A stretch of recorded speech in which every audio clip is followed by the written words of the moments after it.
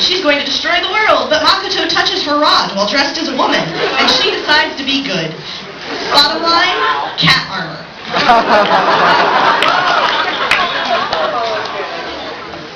Okay.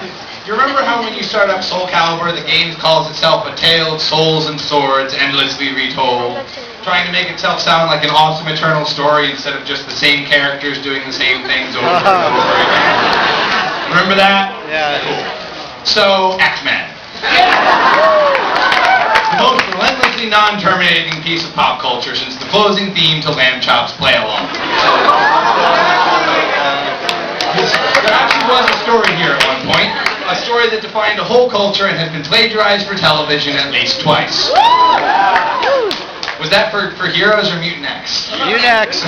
Wow, really? It's actually done by Marvel, though. Well, we have the only person in the world who likes Mutant X in the audience, folks. Yeah, Mutant X was Give her a hand.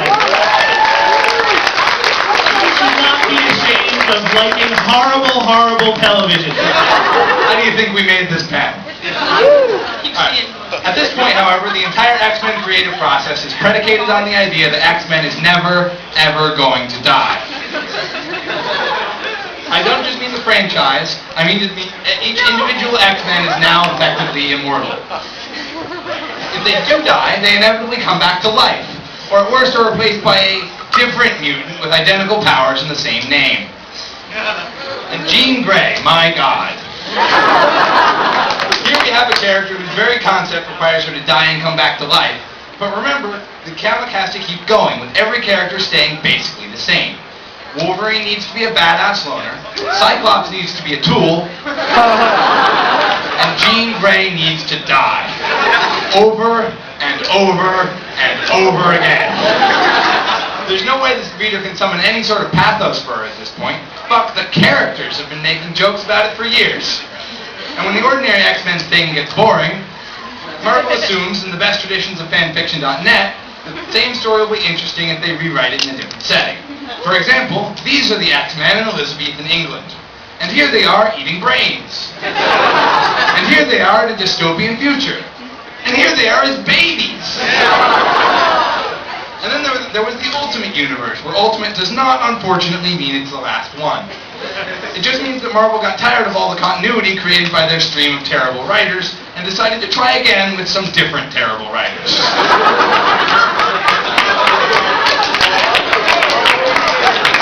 Basically, they just started the story over in the modern day, meaning it's the same old crap again, except that Nightcrawler's on Twitter now, and Colossus is gay. This last continues Marvel's brave, socially forward-thinking policy of exploring the alternate sexualities of characters nobody likes anyway. Speaking of sexuality of characters no one likes, Pretear. Pretear aims to be a magical girl retelling of a classic fairy tale.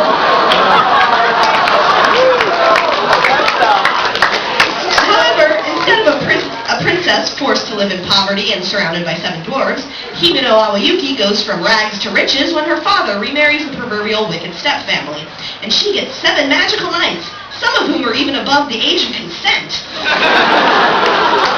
Her henshin sequence involves everyone getting naked, the knight going inside of her, and then she gets a pretty new dress.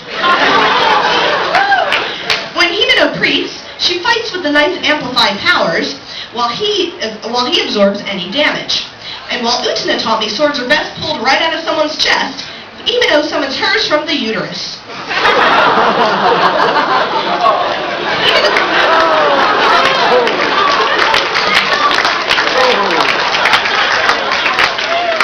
It's great, it barely hurts at all, right?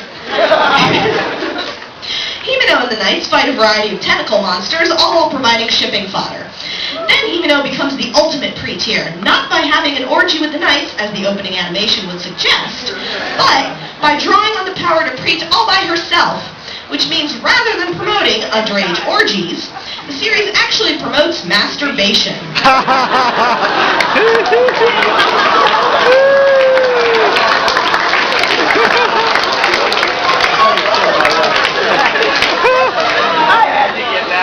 Which means, no matter how you feel about Pretear as a show, you have to admit, It knows its audience.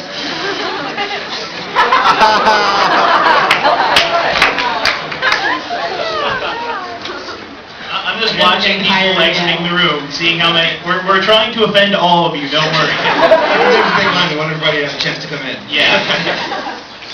And speaking of little kids that get fucked, Tekkonkinkreet.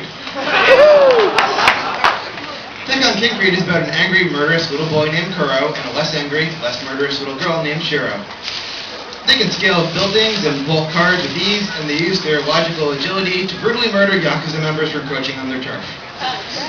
Consequently, the city they live in, Treasure City, serves only as a series of ledges and is a rapidly scrolling, nausea-inducing background image.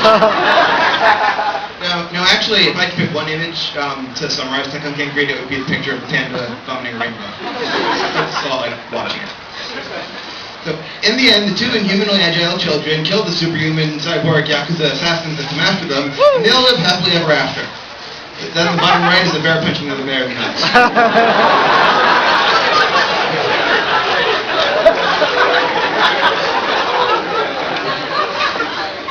This show reminds me of the Jungle Book a lot, with its feral children and wild atmosphere. But then again, I did a lot of meth when I was little. Well, alright. Our next spoiler... Oh, that's crap. We've had so many technical difficulties.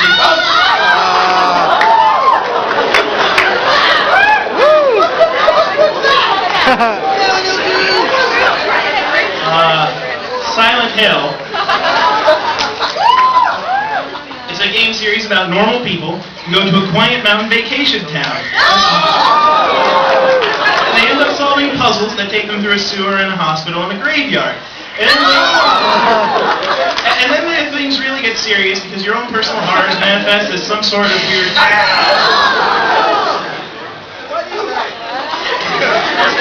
And I think at one point someone dressed up a goat.